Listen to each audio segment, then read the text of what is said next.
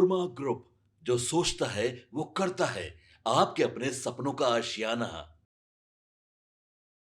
नमस्कार, भारत लाइव देख रहे हैं आप। देखिए, बिहार विधानमंडल का बजट सत्र चल रहा है जैसा कि, और आज भी सदन के अंदर हो या बाहर खूब हंगामा देखने को मिला। विपक्ष आज भी लगातार सरकार पर आरोप लगा रही है, कह रही है कि सरकार से राज्य नहीं संभल रहा।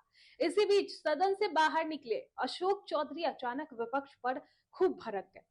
बता रहे हैं कि किस तरीके से पदाधिकारी काम कर रहे हैं नीतीश कुमार की नीतियों पर। नीतीश कुमार उनसे प्रभावित हुए, तो किस पदाधिकारी को लेकर अशोक चौधरी ये सारी बातें कह रहे हैं, वो इस वीडियो में देखिए। और देखिए किस तरीके से अशोक चौधरी जो है वो यूजीसी को लेकर भी बड़ा बयान दे दिए हैं। उन्होंने कहा है कि हम भी चाहते हैं कि यूजीसी लागू हो, यूजीसी आए, लेकिन ये सुप्रीम कोर्ट का मामला है, वो देखेगी। तो देखिए किस तरीके से जो है अशोक चौधरी विपक्ष पर जमकर भड़क रहे हैं और कह रहे हैं कि उनका बस एक ही काम रह गया है, आरोप लगाने का। तो देखिए क्या कुछ कह रहा है अशोक चौधरी। देखिए, ये कुछ लोग जानबूझ करके, वैसे लोग जो लोग लगातार सरकार की नीतियों पर पदाधिकारी काम कर रहे हैं, खुद बांका में रहे, बेतिया में रहे, तो उन्होंने शिक्षा के ऊपर एक नई शुरुआत किया दी है और बाद में नीतीश जी ने उससे प्रभावित होकर के उसको पूरे प्रदेश में लागू करने का काम किया।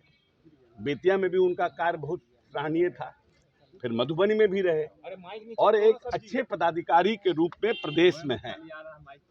जस्ट बिकॉज कि कोई व्यक्ति ऐसा प्रश्न उठा रहा है, ये घटना पिछले जुलाई की है और जुलाई में माननीय नीतीश कुमार जी के साथ मैं भी उस हवाई जहाज से गया था और वो माननीय नेता ने बिहार निवास के जो उसका प्रेजेंटेशन देखा था और दो कार्यक्रम था, जो एक सरकारी था और एक देवेश चंद्र ठाकुर जी के घर का जो सरकारी मकान था, मैज एमपी, वहाँ भी गए थे क्योंकि लोग वहाँ आए हुए थे। संजोग था कि दातार साहब मीटिंग के लिए गए थे, मुख्यमंत्री जी, और वहाँ भी गए थे और उस हवाई जहाज में मैं खुद भी था।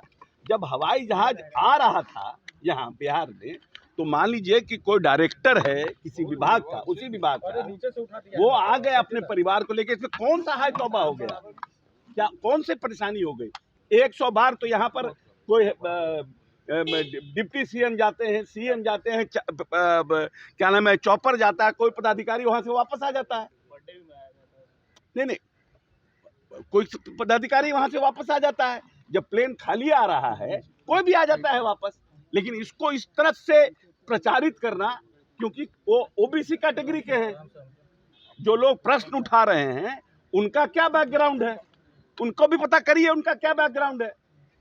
दलित और बैकवर्ड को हवाई जहाज चलने का अधिकार नहीं है क्या? कौन सा पाप कर दिए वो? कौन सा ऐसा पाप कर दिया? हेलीकॉप्टर प्लेन आ रहा है मुख्यमंत्री के लिए, being a director civil aviation, वो भी आ गए उसमें अपने परिवार को लेकर, नहीं तो खाली आता वो। 25-50 लाख कहाँ से लाए? अरे प्रश्न पूछने से पहले उसका पूरा आपको होमवर्क करना चाहिए ना। बिना होमवर्क के वे प्रश्न पूछ रहे हैं। किसको बचाना चाह रहे हैं? क्यों देवेश देवरा टारगेट हो रहे हैं? क्या नीलेश देवरा टारगेट हो रहे हैं? क्योंकि नीलेश देवरा ने जब हेल्थ विभाग में आए तो 25 लोगों के ऊपर कार्रवाई की, उनको ब्लैकलिस्ट किया। वैसे लोग जो बिहार सरकार में स्वास्थ्य विभाग में दवाई सप्लाई का काम करते हैं, कौन लोग हैं ये लोग? प्रश्नकर्ता के लोग हैं। अननेसेसरी आप डिमोरलाइज करने की कोशिश कर रहे हैं। बिहार में मांग उठा है कि स्वर्णों को दलितों जैसा सुविधा मिले, आरक्षण की बात मांग दलितों को सुविधा मिले, दलितों जैसा सुविधा मिले, स्वर्णों को क्या कहने कर रहे का हैं? यूजीसी लागू करने की भी बातें कर रहे थे अभी विधानसभा में, सर हंगामा हुआ है। आज महागठबंधन ने कहा कि हम लागू करा के रखेंगे। नहीं, हम लोग भी क्या, यूजीसी को मैं अगर अभी सुप्रीम कोर्ट ने मना किया है, सरकार की तो इच्छा ही है, सुप्रीम कोर्ट में पिटीशन में जाएंगे। स्वर्णों को दलितों जैसी सुविधा मिले। देखिए, एक बात हमेशा समझने की कोशिश कीजिए।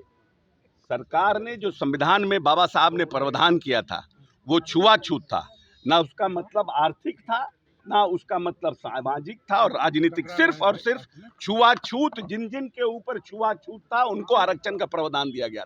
ये संविधान का मेन जिस्ट है आरक्षण का।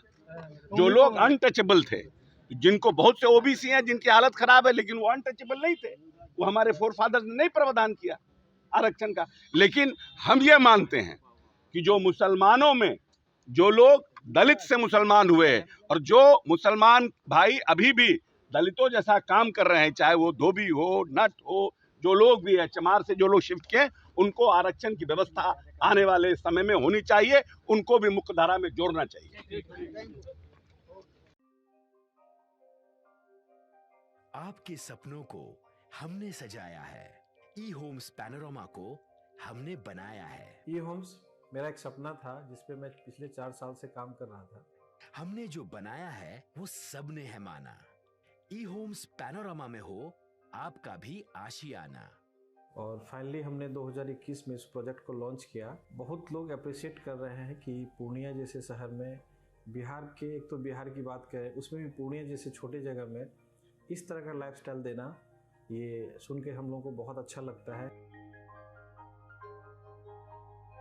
ई होम्स में हमने कुछ और भी किया है, जैसे हम जिस जगह में रह रहे हैं हमारे फैमिली सिक्योर हो, उनको सिक्योरिटी का ध्यान में रखा है।